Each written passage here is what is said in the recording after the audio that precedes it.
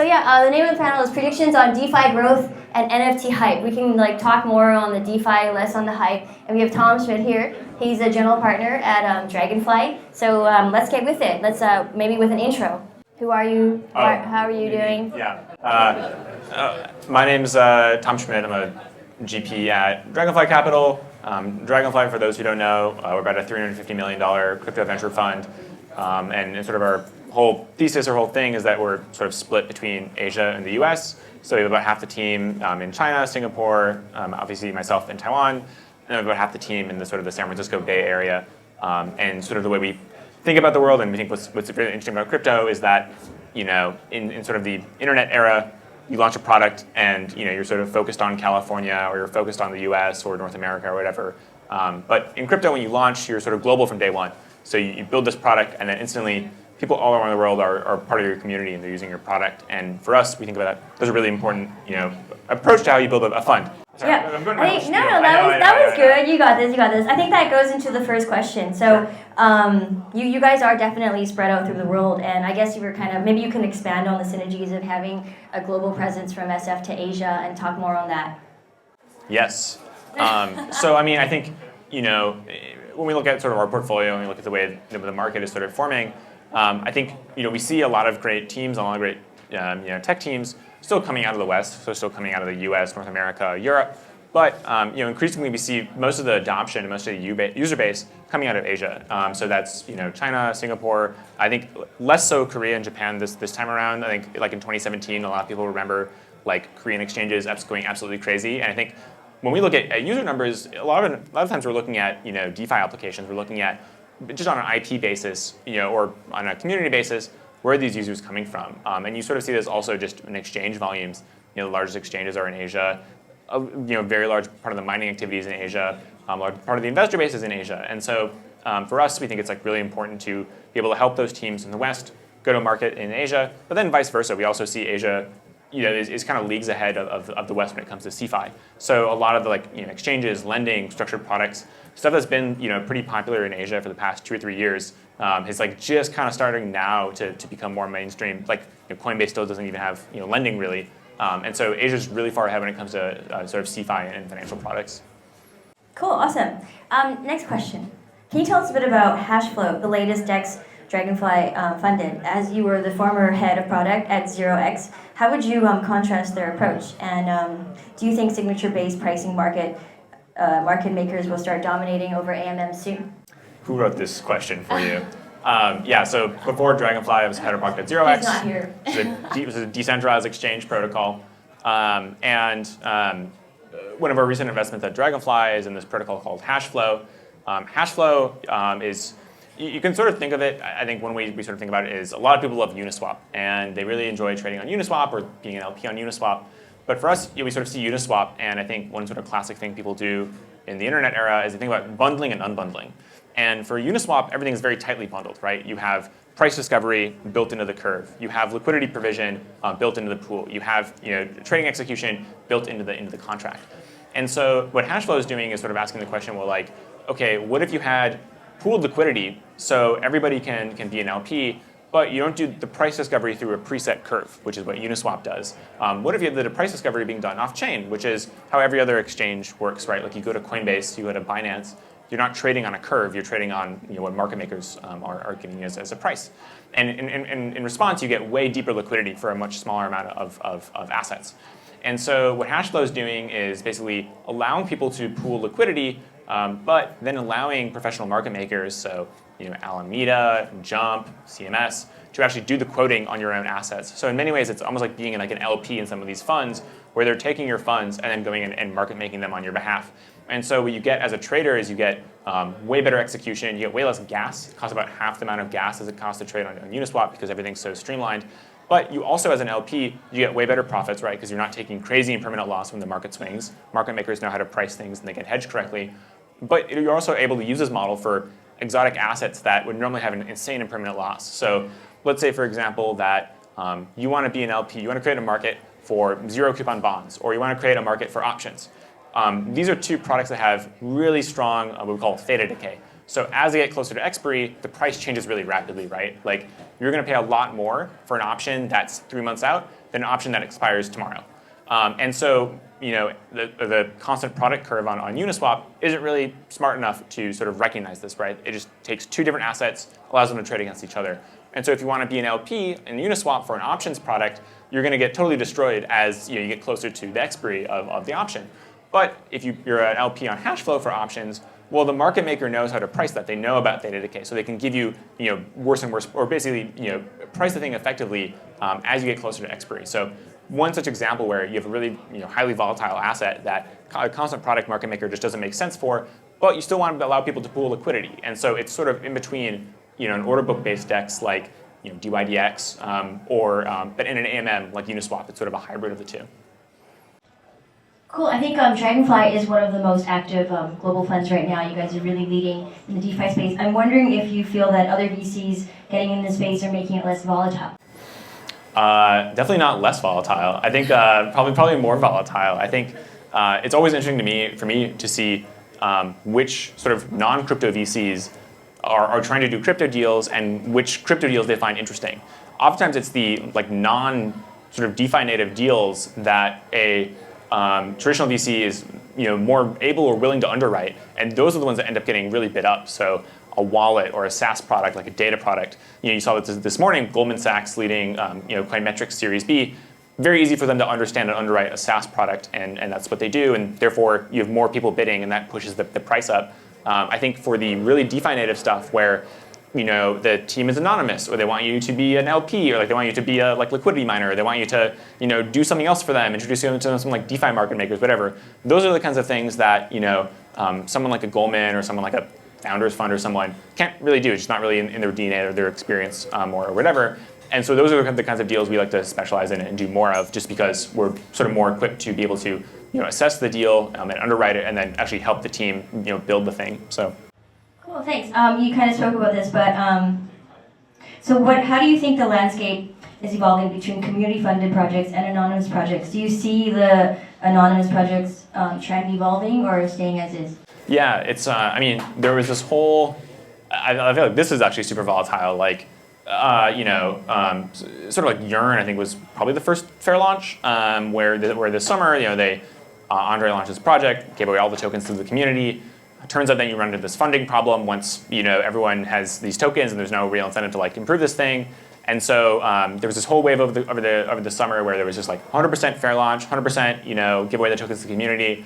Turns out then it's really hard to actually run a product, and so then people start introducing okay, we're going to have a treasury, or we're going to start introducing inflation, as they did with YFI. And now I think a lot of venture funds who were very bullish on fair launches and sort of anon teams over the summer, and we're trying to accumulate as much as possible, are now sort of pivoting the other way, where it's we see the sort of collective action problems and the coordination problems that occur when you have a true fair launch. And so right now, I think the winning formula we've seen is sort of somewhere in between, where it's, again, some of it is sort of, some of the token supply is maybe pre-sold to investors who are actually going to help do the thing, that actually have strong value add, but the majority of the token supply is actually given away to the community in some way or another. I think anonymous teams are interesting. We've definitely invested in a few, but generally sort of after the token is launched, so it's a little bit easier to underwrite, and we're not because generally you're not dealing with a entity, I'm not wiring money to a Delaware corp. It's you're the secret people who are actually behind these projects. Well, no. Their phone number, passport number. Sometimes yes. For example, so publicly we bought some Saffron from the Saffron DAO. Oh, I have some Saffron. Okay, cool. And then it's just we just send money into the DAO, and the transaction's kind of done. But I think sometimes also anonymous teams have an advantage in that when we look at teams, oftentimes it's a plus for us when the team is not based in the U.S. Just from a regulatory perspective, it's just a lot cleaner to build the kind of products that we really want to see, and do interesting things with your token if you're not based in the U.S. And certainly being anonymous helps with that. That's very true, very true. Can you walk us through a typical life cycle of a DragonFly investment? Do you guys like to co-invest or solo, or how does that look like from day one? Yeah, it really depends. There's not really a formula, I would say. It depends on the type of product and sort of the deal.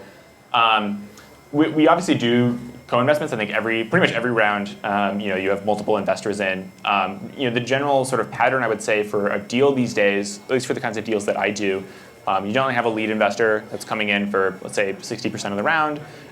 You have a co-investor, sort of a smaller fund that's that's happy with sort of a smaller check, and then you have a bunch of value-add angels, and those are going to vary a lot depending on the project. So if a project really needs market makers, for example, to for this RFQ system, bring in some market makers as strategics so they can actually help market make. Or if it's a project that really needs connection to mining pools, for example, like if it's an MEV play, then bring in some mining pools as strategic investors. Or if it's something that needs a lot of integrations with other DeFi protocols, then bring in a lot of DeFi angels as co-investors. So the co-investor sort of it really depends on the protocol and what they want, or the project and what they want, and what makes sense for what they're working on. So.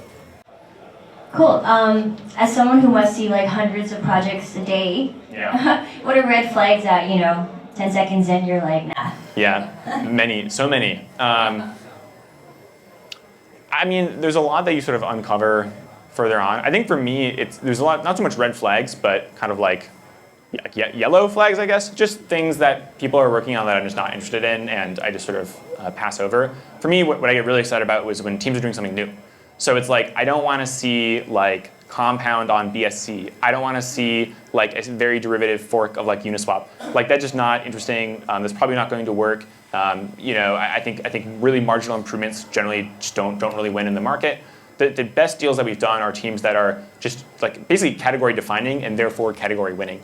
So like 1inch, we did their seed a long time ago. They basically defined like DEX aggregators when they built it at ETH New York, and therefore they like ran away with the market. Ribbon is another one that we did in November. We led their seed. They're doing decentralized structured products. No one else is doing decentralized structured products, and they're just running away with the market. And so for us, we really like to see teams doing something new, because I think oftentimes that's sort of the best signal. There's a lot of other things obviously in it too, like what have the founders what have they been doing? Did they just show up like a month ago and now they want to build something extremely ambitious? Do they have long lockups? Generally, we won't do any deals under like a 2-year lockup, but generally we like 3 to 4, because that means like that's how long it takes to build something real. You look at like Maker or Compound, and those were like 3 or 4 year projects, and now they're incredibly successul. So that's kind of the timeline that we look for. But yeah, just sort of Let's expand on that to like devs who are listening. Sure. What's a new kind of area that you think people should focus on, or it's going to be the next, or that you would like to see or put their attention towards? Yeah, I think there's still a lot more to be done around on-chain derivatives in DeFi and crypto. I think everyone is expecting kind of 2021 to be the year that like decentralized perps take off, and I think we're getting there. There's a lot of really good competitors, but no one's really won the market yet. And so if you have something interesting going there, I think Perpetual Protocol, obviously based in Taipei, they're doing a really great job and doing crazy volumes if you've looked at them recently. But like, I think the market can just be so much bigger than it currently is.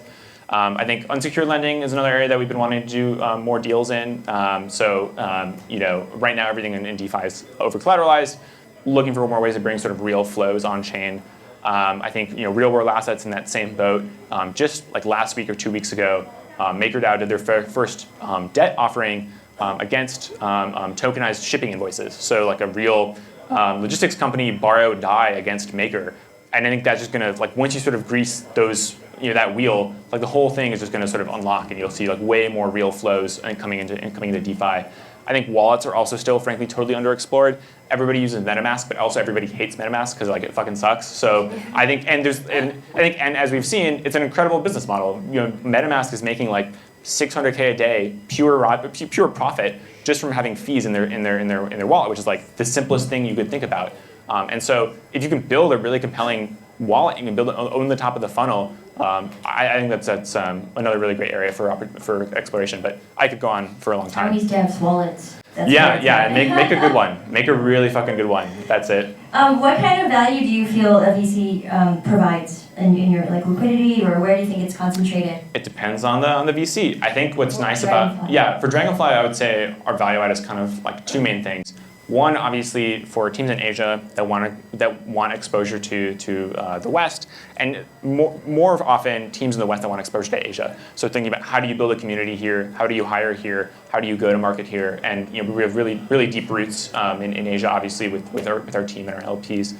I think the other big thing that we do is we're all technical and we're all former like operators, so pretty much everyone on the team studied computer science. We always used to work in the industry, obviously with myself at 0x, Steve at Earn, Ashwin at Thunder, actually Mia at Amber. Everybody's worked in the industry before. But then also just on the product side, I was a PM at Facebook and Instagram for a while.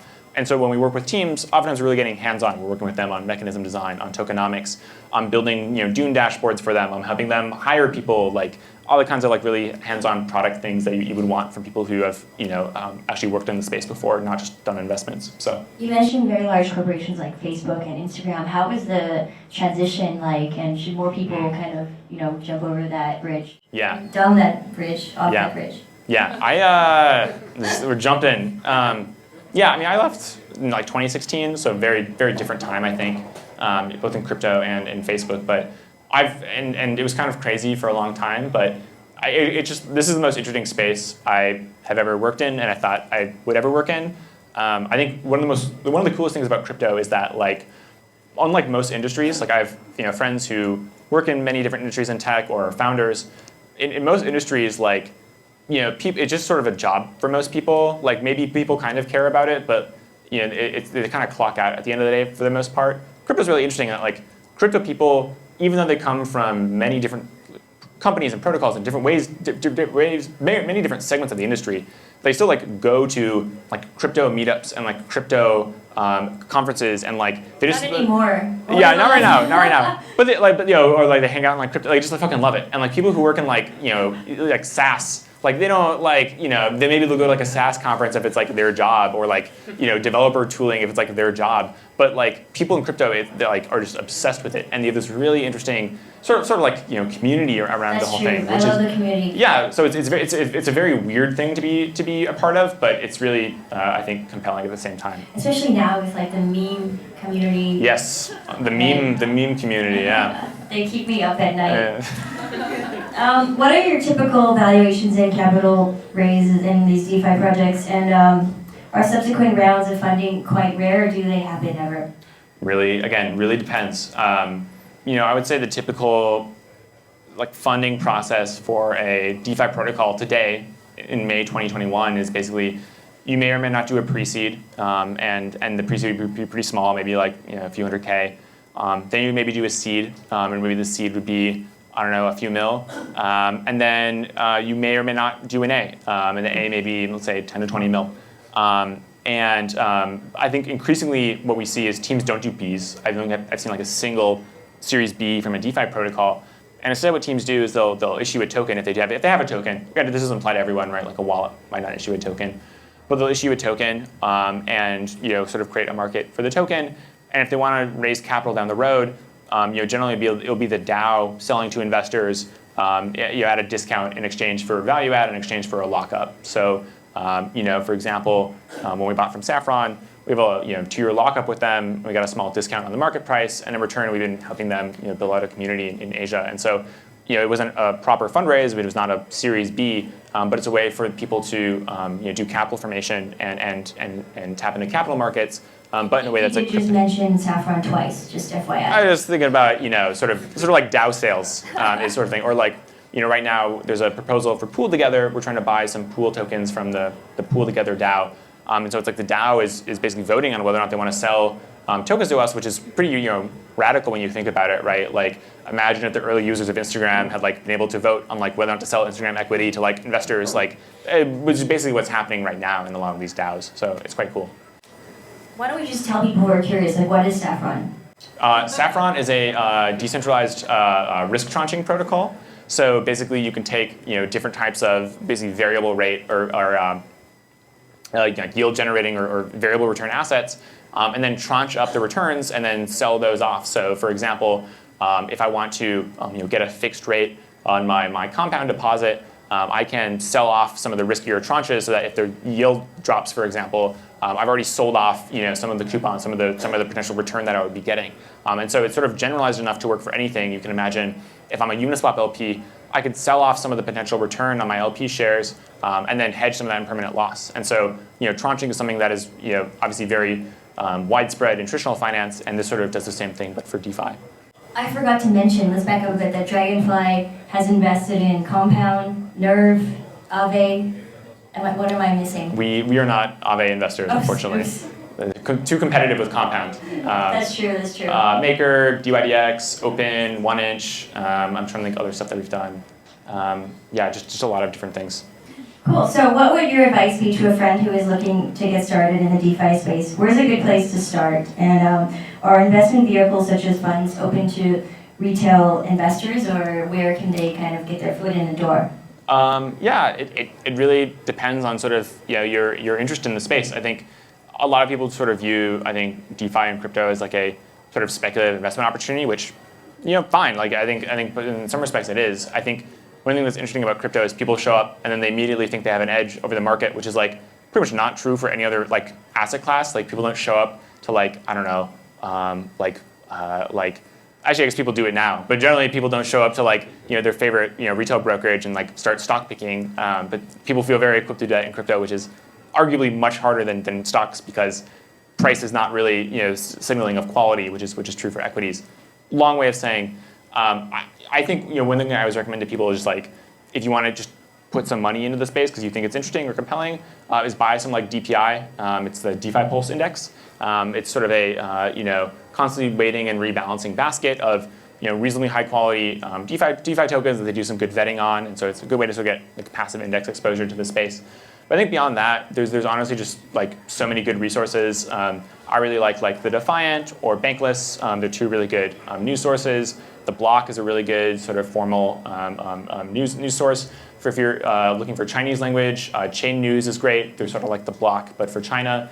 Really high quality. Crypto Twitter is also kind of where it's at. I feel like that's where most of the most interesting news and like thoughts sort of go down. So if you're on Twitter, find some interesting people to follow and see what's going on there. What's your total Twitter handle? Let's just put it out there.